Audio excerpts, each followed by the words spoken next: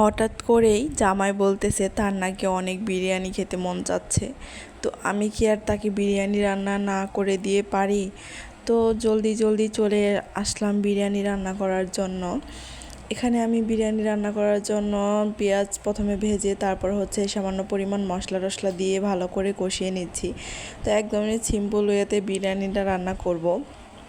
কারণ হচ্ছে আমার হাজব্যান্ড আমার কাছে কখনো কোনো কিছু চায় না, আর তাকে কোনো কিছু দেওয়ার মতো আমার তেমন কিছু নেই, শুধু রান্না করে খাওয়াতেই পারি এইটুকুই। তো ও অনেক বিরিয়ানি পছন্দ করে এবং খিচুড়িও অনেক বেশি পছন্দ করে। মাঝে মাঝে এই খিচুড়ি একটু একটু বিরিয়ানি খেতে চাই, তো ওটাই আমি যখন বলে তখনই রান্না করে দিই, যদি ঘরে মাংস বা পোলাওয়ের চাল সব কিছু থাকে তাহলেই।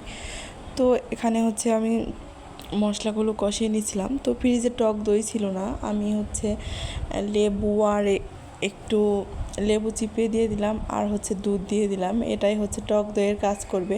আর তোমাদের ভাইয়া বাইরে থেকে আসার সময় বিরিয়ানির মশলা নিয়ে এসেছিল, যেহেতু তার অনেক পরিমাণ বিরিয়ানি খেতে মন চাচ্ছে, যার কারণে হচ্ছে সে মশলা নিয়ে এসেছিল, পরে আমি রান্না করে দিতেছি।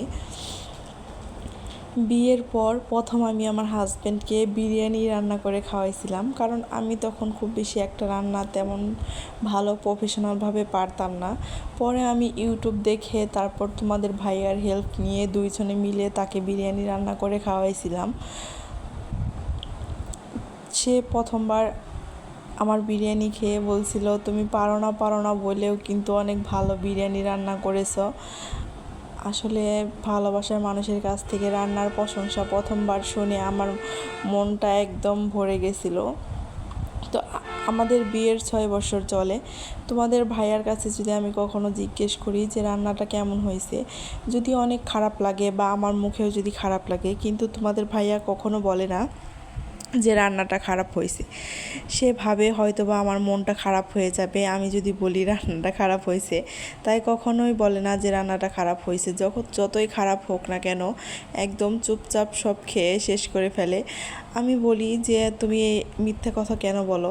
তারপরেও সে বলে, না তোমার মুখ আর আমার মুখ তো এক না, তোমার হাতের রান্না আমার কাছে অনেক বেশি ভালো লাগে। তো প্রিয় মানুষের কাছ থেকে নিজের রান্নার প্রশংসা শুনলে রান্নার আগ্রহটা আরও বেশি রকম বেড়ে যায়।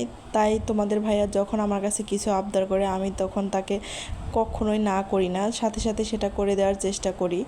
তো আমার ভালোবাসার মানুষকে আমি পেয়েছি, তাকে তো আমি আমার রান্না বান্না করে খাওয়াতেই হবে, তাই না? তো এখানে কিন্তু আমার বিরিয়ানি রান্না করাটা শেষ।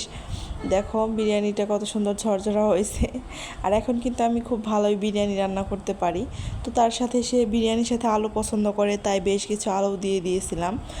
তো দেখো বিরিয়ানিটা অনেক সুন্দর ঝরঝরে হয়েছে এবং অনেক বেশি মাংস হয়েছে। তো মশলা টশলা দিয়ে আমি খুব ভালো করে তার জন্য মনোযোগ দিয়ে রান্না করছি।